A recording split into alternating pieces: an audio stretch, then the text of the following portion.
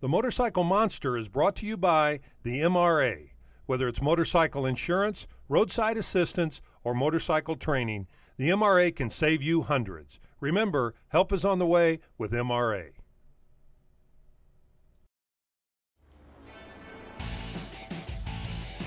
Since the beginning of the early 1900s, in the advent of early production facilities by companies like Harley-Davidson and Indian, the motorcycle has traveled through a diverse evolution. From affordable basic personal transportation at the beginning of the 20th century to the long and low $150,000 pieces of true artwork built by master builders, motorcycling has come a long way. In today's motorcycle world, one of the most popular genres of the hobby is the custom one-off. As the popularity of the bike builder themed TV shows grow, the standard for the world-class custom motorcycle continues to rise. Whether it's a long, low-slung chopper with a killer engine or a throwback long-forked Easy Rider 60s style, one of the most important elements of any motorcycle creation is the paint. When we talk about motorcycle paint, we also enter into another complete evolutionary world that travels the gamut from the basic black of many cruisers to world-class art. On a recent visit to Vegas Bikefest, the Monster crew was fortunate enough to visit with one world-class artist that has taken his years of training, experience, and skill from the canvas to the metal shop. With an impressive world-class resume that includes Lucasfilms, DC and Marvel Comics, Harry Potter and Playboy, Monte Moore of Maverick Arts is in fact a showstopper of epic proportions. Much like the larger-than-life superheroes he illustrates, this high-energy dynamo is not only jam-packed full of artistic talent, he is overflowing with personality and a lust for his craft. I really consider myself one of those really lucky guys who I enjoy my job so much more than just about anybody I know, because I get to paint beautiful women and dragons or a NASCAR scene.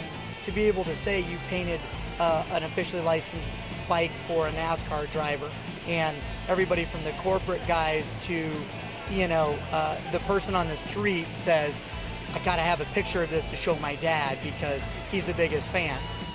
Moore has gone through a bit of an evolution himself, from an inspired teenager with a dream to be a professional illustrator to a member of the Best Illustrators on Earth Club. And you meet some of these guys and they look at you as a peer and you say, Monte, man, you might be the young Turk, you might be 20 years younger than I am, but you're with us. They recognize a skill level that you've achieved, and that is so satisfying. People come up to me and they say, oh, you must be influenced by somebody like Louis Arroyo or Boris Vallejo or Larry Elmore, and I say, you know what? I know those people. I've had an opportunity to meet them. They've called me a friend, or they've complimented my artwork, and it's like this kind of full circle moment. Moore first started his move into the motorcycle world because he was not only interested in art, he also had a passion for motorcycles. I also have a huge love of motorcycles, and even in the fantasy art industry, I was kind of always known as the motorcycle guy because I started doing some artwork with motorcycles in it, but I wasn't doing any artwork on motorcycles. But I had about a dozen personal motorcycles of my own, so friends would always ask, what I had and what I was riding. Moore has aspirations to raise the bar for motorcycle art. Most people who are painting on motorcycles started out as a t-shirt airbrush artist, and they graduate to motorcycles, and then they're still just primarily airbrushing. They're not doing hand painting, they're masking everything off. And 85-90% of the work that you see in the motorcycle realm is done that way. Freehand airbrushing, but it has that soft edge. It looks kind of out of focus.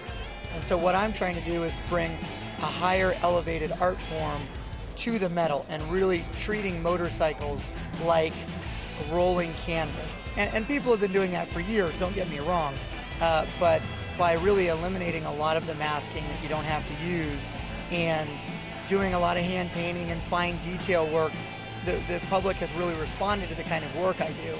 Moore also has built quite a reputation in the gearhead world and is already doing work for some of the legends.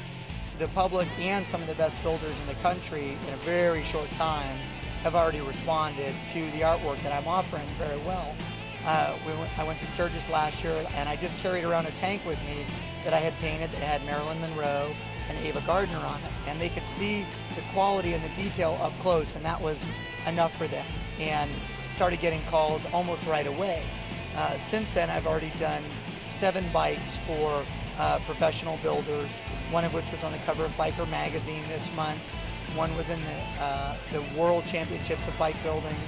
I did a bike for Rusty Wallace, the retired NASCAR driver. That was an officially licensed project. And I just got done designing a bike for Roger Penske. And the builder that had done that was called PB Choppers out of Iowa. But even this show has just been really phenomenal. Working with some of the upcoming builders, one of which is Monte here out of Denver's Choppers, just considered the godfather of choppers and one of the nicest guys I've ever met.